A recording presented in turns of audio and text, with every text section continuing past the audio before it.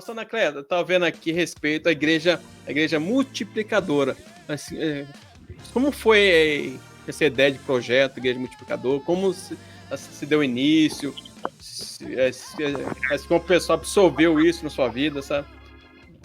Olha só, igreja multiplicadora. A nível de Brasil, Ricardo, esse movimento de igreja multiplicadora, ele começou no ano de, mais ou menos no ano de 2010. Alguns missionários nossos reunidos ali no Rio de Janeiro, Fabrício, o missionário Diogo, o missionário Cirino Refosco, Josimar conhece toda essa galera, Roberto também conhece.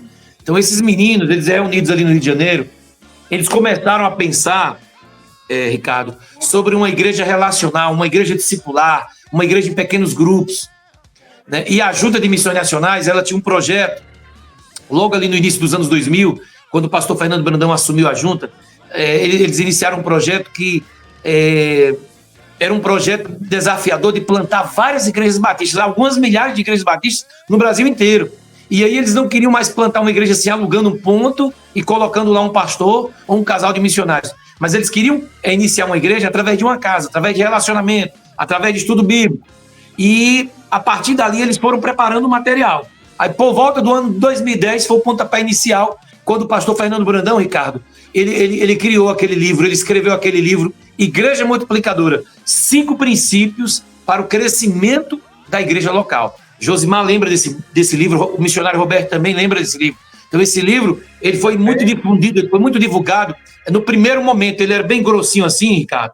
Então esse livro trazia a ideia toda, falava dos cinco princípios, né? Que era a oração, a evangelização discipuladora, a plantação de novas igrejas, porque o alvo nosso era plantar novas igrejas, a formação de liderança nas igrejas batistas locais, que nós perdemos isso de vista, e a compaixão e graça. Então isso foi em mais ou menos 2010, só que de lá para cá, Ricardo, a demanda foi aumentando, né? Nós tivemos, assim, muitas dificuldades, ainda temos aí no estado de São Paulo, alguns estados do Brasil, ainda há uma resistência, Ricardo, um pouco de resistência, às vezes, alguns pastores que acham que a gente está trazendo inovação, e que não é inovação. A igreja multiplicadora é uma igreja que está fazendo um retorno aos princípios da palavra. Nós estamos retornando a fazer aquilo que os discípulos de Jesus faziam. Então, 2010 a gente começou a escrever também outras literaturas. O pastor Fabrício, nosso missionário, ele escreveu o livro De Volta aos Princípios.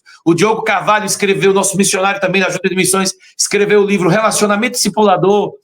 O Márcio Tunala, pastor lá do Bacaxeri, que agora está lá em Jaraguá do Sul, Santa Catarina, escreveu o livro Pequeno Grupo Multiplicador. O nosso missionário Roosevelt, lá no Rio de Janeiro, em Resende, escreveu o livro Raízes.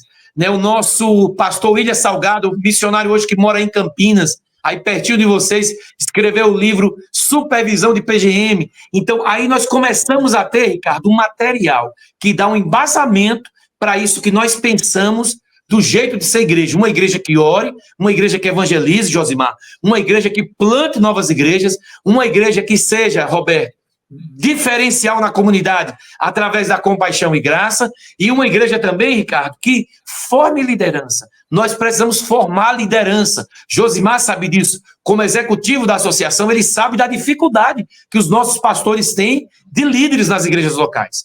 Você hoje levantar um missionário, levantar um pastor, alguém para você enviar para um seminário, é muito difícil, porque nós paramos no tempo na formação de liderança. E Igreja Multiplicadora, Ricardo, ela também vem trazer para a gente o desafio de formar novos líderes, treinar a gente, capacitar a gente para a obra missionária. Então, esse movimento ele começou assim bem pequenininho, né? Mas ele foi crescendo. Ricardo, nós temos hoje aproximadamente no Brasil Batista quase 3.000 igrejas da Convenção Batista Brasileira fazendo esta transição. 3.000 igrejas da Convenção Batista Brasileira fazendo essa transição, deixando de ser uma igreja eventual, Josimar sabe o que eu estou falando, Roberto também sabe o que é isso, para ser uma igreja relacional. A ideia é relacionamento. A ideia é uma igreja que se reúna, Ricardo, em 2 lugares, templo e casas.